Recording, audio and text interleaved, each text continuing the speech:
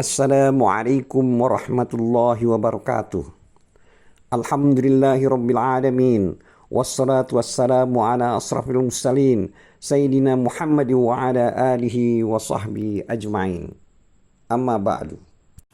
Hadis Muslim nomor 371. Artinya, diriwayatkan dari Abdullah bin Mughaffal al-Muzani radhiyallahu anhu, ia berkata, Rasulullah SAW bersabda, di antara azan dan iqamah terdapat sholat sunat. Sabda itu beliau ulangi hingga 3 kali.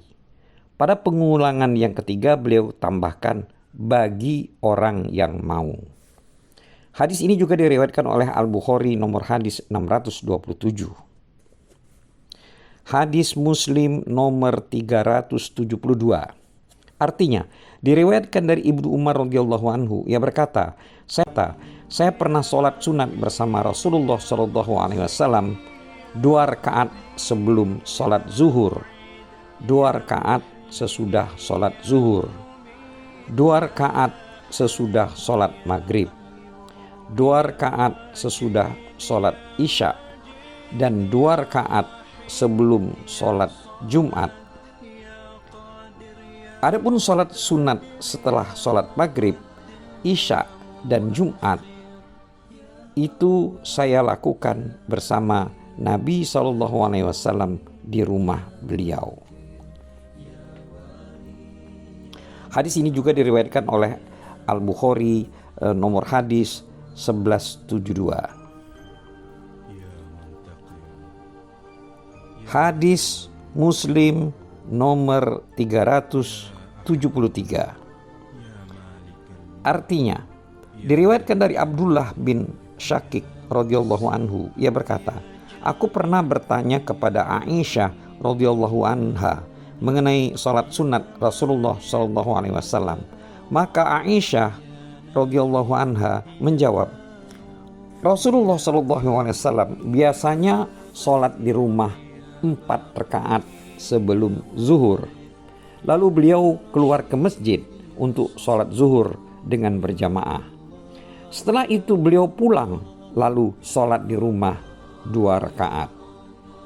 Beliau sholat maghrib dengan berjamaah lalu pulang, kemudian sholat sunat 2 rakaat di rumah. Beliau sholat isya dengan berjamaah lalu pulang ke rumah, kemudian sholat sunat 2 rakaat. Beliau biasanya sholat sunat di malam hari 9 rakaat yang di dalamnya ada sholat witir. Beliau sholat di malam hari lama sekali dengan berdiri dan pernah juga dengan duduk. Ketika beliau sholat dengan berdiri, setelah membaca surah, beliau melakukan ruku juga sujud dari posisi berdiri. Dan ketika sholat dengan duduk, setelah membaca surat, beliau melakukan ruku juga sujud dari posisi duduk. Setelah fajar terbit, beliau melakukan sholat sunnah 2 rakaat.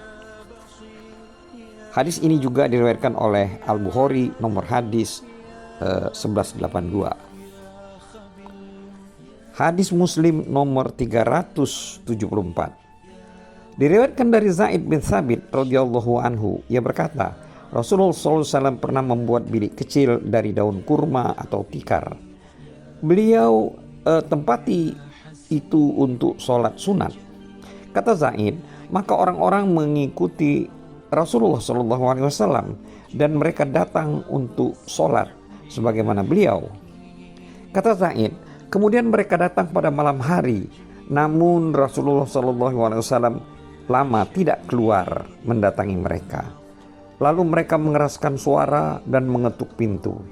Kemudian Rasulullah SAW keluar mendatangi mereka dengan marah, lalu bersabda kepada mereka, kalian selalu berbuat seperti ini. Maksudnya berbuat seperti ini di masjid, sehingga aku khawatir kalau salat yang kalian lakukan ini akan diwajibkan kepada kalian. Lakukanlah salat di rumahmu masing-masing. Karena sebaik-baik sholat adalah di rumahnya, kecuali sholat fardu. Menurut riwayat lain bahwasanya Nabi SAW membuat bilik di masjid dengan tikar. Hadis ini juga diriwayatkan oleh Al-Bukhari nomor hadis 731. Hadis Muslim nomor 375. Artinya, diriwayatkan dari Jabir bin Abdullah radhiyallahu anhu, ia berkata, Rasulullah shallallahu alaihi wasallam telah bersabda, bila salah seorang dari kalian telah selesai sholat fardu di masjid, hendaklah dia memberi bagian sholat, maksudnya sholat sunat, untuk rumahnya. Karena Allah selalu menjadikan kebaikan di rumah orang tersebut sebab sholatnya. Hadis Muslim nomor 376. Artinya, diriwayatkan dari Anas radhiyallahu anhu, ia berkata, suatu ketika Rasulullah SAW masuk masjid, tiba-tiba ada tali yang dibentangkan di antara dua tiang.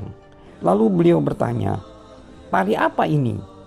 Orang-orang menjawab, milik Zainab untuk sholat. Ketika dia kurang sehat atau tidak kuat, maka dia sholat dengan memegang tali ini.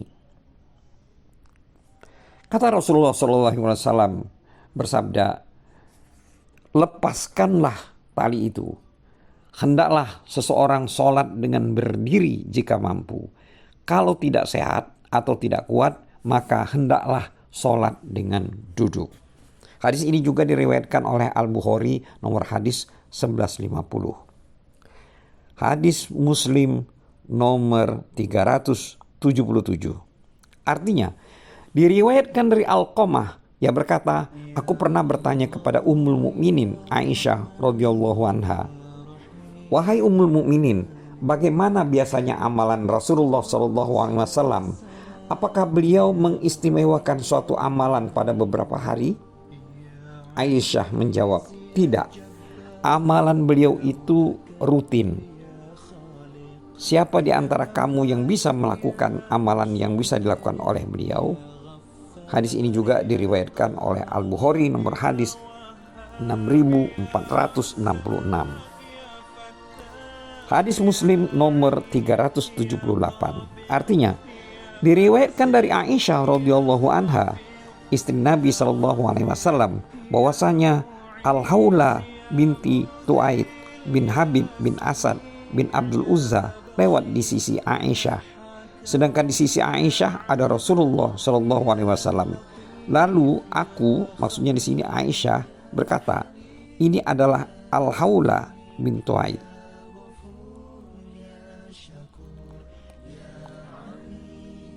Ini adalah Haula binti Tuaib. Orang-orang mengatakan bahwa ia tidak tidur di malam hari. Maka Rasulullah SAW bertanya, dia tidak tidur di malam hari? Lakukanlah amal ibadah menurut kemampuanmu. Demi Allah, Allah tidak akan jemu hingga kamu yang jemu. Hadis ini juga diriwayatkan oleh Al-Bukhari nomor hadis 43. Hadis nomor 300. Hadis Muslim nomor 379. Diriwayatkan dari Ibnu Abbas radhiyallahu anhu, ia berkata, pada suatu malam saya berada di rumah bibi saya Maimunah, lalu Nabi SAW bangun di malam hari. Kemudian beliau memenuhi hajatnya, lalu membasuh wajah dan dua tangannya. Kemudian beliau tidur, lalu bangun dan mengambil tongkat. Kemudian melepaskan ikatan pakaiannya, lalu berwudu di antara dua wudu yang lain dengan tidak memperbanyak penggunaan air. Beliau sempurnakan wudunya, kemudian berdiri melakukan sholat. Maka saya bangun, lalu saya berjalan dengan langkah perlahan agar Nabi SAW tidak tahu bahwa saya memperhatikannya. Kemudian saya berwudu dan berdiri melakukan sholat. Saya berdiri di sebelah kiri beliau, kemudian beliau memegang tangan saya. Tapi kemudian beliau memutar saya ke sebelah kanannya. Lalu beliau menjadi imam sholat di malam itu sebanyak 13 rakaat. Setelah itu beliau berbaring. Lalu tidur hingga suara napasnya terdengar. Bila beliau tidur, biasanya suara napasnya terdengar. Kemudian beliau didatangi oleh Bilal, lalu Bilal disuruh menyerukan azan.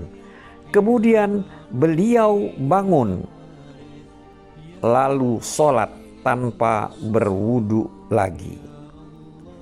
Di dalam doa beliau terdapat bacaan, Allahumma ja'al fi qalbi nuro, wa fi basari nuro, wa fi sam'i nuro, wa ayyamini nuro, wa an yasari nuro, wa fauki nuro, wa tahti nuro, wa amami nuro, wa khalfi nuro, wa azim li nuro. Artinya, jadikan cahaya di dalam hatiku, di dalam penglihatanku, di dalam pendengaranku, di kananku, di kiriku, di atasku, di bawahku, di depanku, dan di belakangku, serta agungkanlah cahaya untukku. Kata Quraib dan 7 rakaat di dalam bilik. Lalu saya bertemu dengan sebagian anak-anak Abbas. Kemudian dia memberitahu saya tentang 7 rakaat tersebut. Lalu dia menyebutkan uratku, dagingku, rambutku, dan kulitku. Dia menyebutkan 2 hal. Hadis ini juga diriwayatkan oleh Al-Bukhari nomor hadis 6316. Hadis Muslim nomor 380. Diriwayatkan dari Aisyah radhiyallahu anha, dia berkata, biasanya Rasulullah Shallallahu alaihi wasallam ketika bangun di malam hari untuk sholat, beliau memulai sholatnya dengan 2 rakaat yang singkat. Wallahu a'lam bissawab. Wabillahi taufiq wal hidayah. Wassalamualaikum warahmatullahi wabarakatuh.